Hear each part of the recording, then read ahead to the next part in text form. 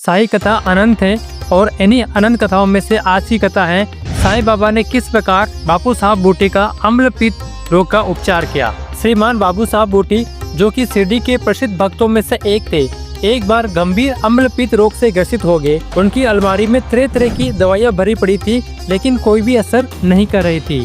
रातों की नींद उड़ गई थी, भोजन में अरुचि हो रही थी, शरीर दिन बे दिन प्रतिदिन कमजोर होता जा रहा था।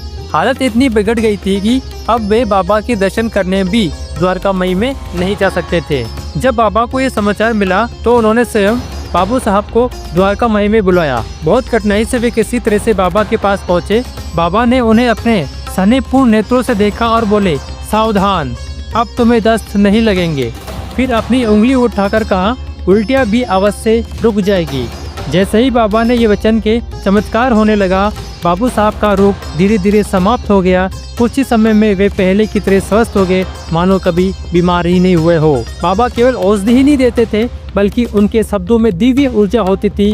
वे अपने भक्तों को कष्टों को मात्र एक दृष्टि, एक शब्द या एक स्पर्श से दूर कर सकते थे। साईं बाबा के द्वार पर जो भी सच्चे मन से आता है, उनकी झोली कृपा से अवश्य भर जाती है। साईं बाबा की इसी तरह की और भी कथाओं को जानने के लिए हमारे चैनल को सब्सक्राइब करें, ताकि साईं बाबा की कथा सबसे पहले आप तक पहुंचती रहे। ओम साई राम।